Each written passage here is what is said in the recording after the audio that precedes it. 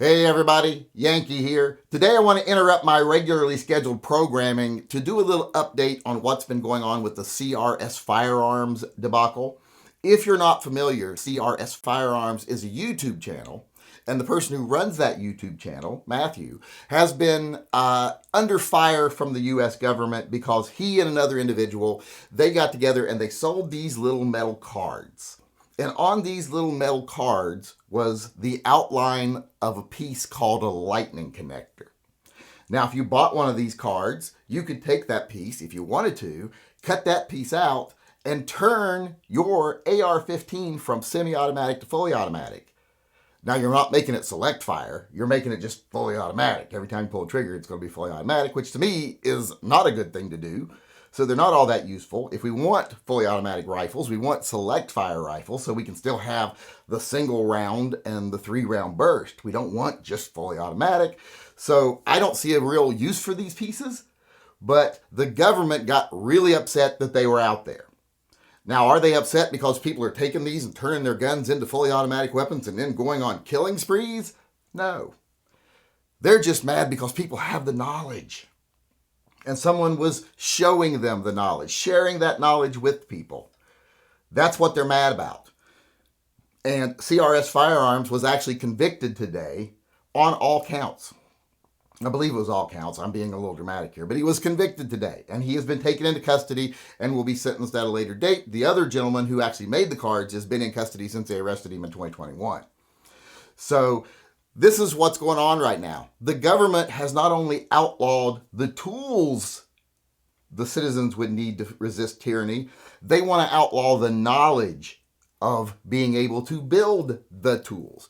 Because here's the thing, that little card, like I said, has anyone used it to make fully automatic weapons and then gone on a killing spree? No. No one's been harmed. There's no victims. As far as I know, I don't even know that anybody actually made a fully automatic rifle out of any of them. Because here's the thing, it's not like you and I and anybody else couldn't just go down to Home Depot, buy a little piece of metal, print off the design off the internet because it exists all over the internet, stick that on there and cut it out. Why would we pay for a card when we can pay like $1 for a little piece of metal and then get the design for free? Why would you pay even $5 for the card? That card wasn't meant to actually turn firearms into fully automatics. It was meant to show that knowledge exists and things can be done, but the government does not like it. And this is how ridiculous their laws are. That they not only want to prevent us from obtaining tools, they want to prevent us from obtaining knowledge on how to do things.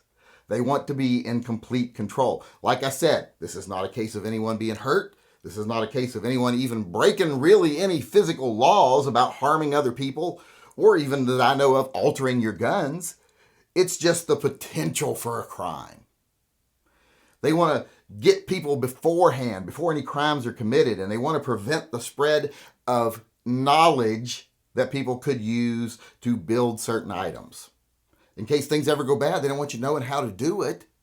They definitely don't want someone teaching you how to do it.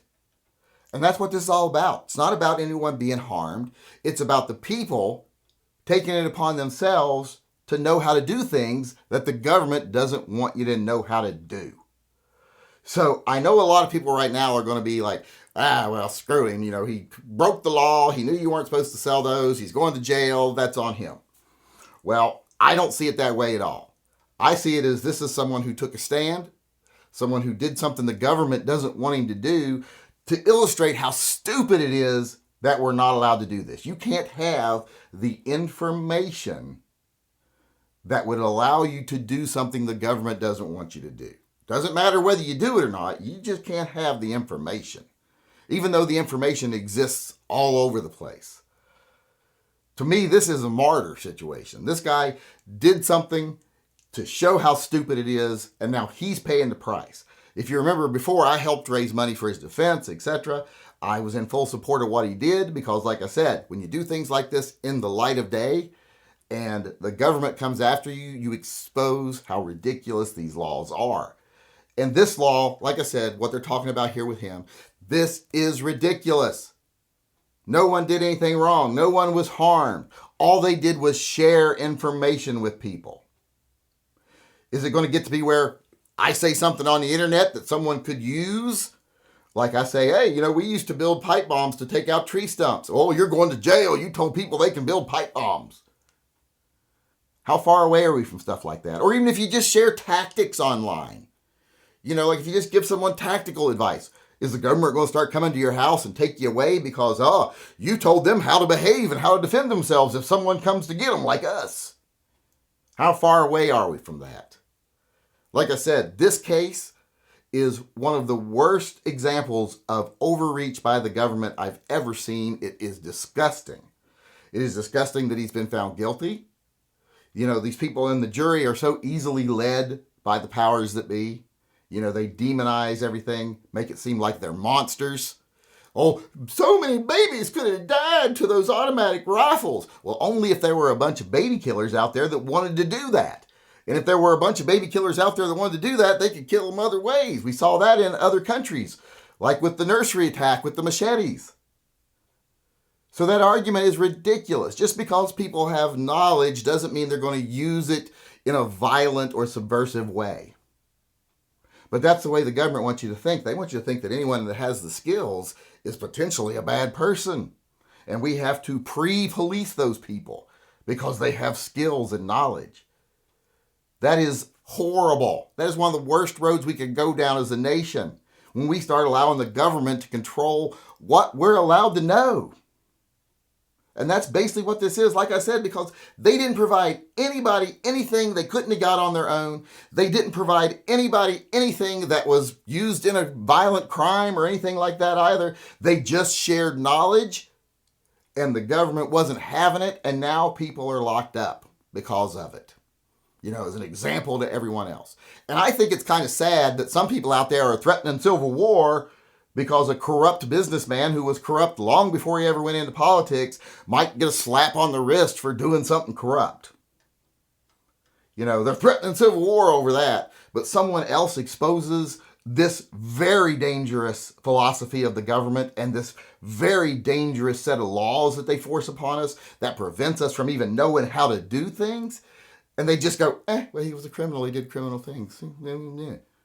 I think that's kind of sad because, like I said, I think this is one of those cases we need to stand up and be heard. We need to say we still support him and that the government has really overstepped, and we need to expose how they've overstepped, how no violence was committed for this. There was no real crime at all other than the crime of sharing knowledge with people that the government didn't want you to have.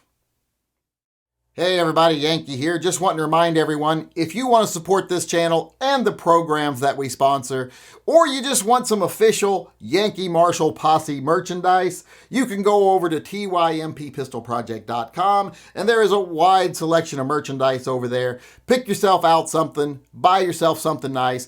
Anytime you buy a t-shirt, you get 2 entries into this month's friend drawing. You buy any other item, you get 1 entry into this month's friend drawing, and all profits go to the Pets and Vets Fund that we support. So go on over, get yourself some merch, help save an animal in need, and maybe win a prize. Hey everyone, Yankee here.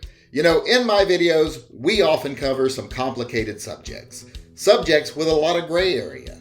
So if you would like to further discuss anything said in my videos, please join us in one of my live chats. Live chats are held most days at 6 p.m. Pacific time, except for Monday and Wednesday when they are at 5 p.m. Pacific. There is a clickable link to the live chats in the upper right-hand corner of this video. If you disagree with anything I've said in a video, feel free to participate in Spank the Yank. You can come on the live discussion panel and let me know face-to-face how I was wrong.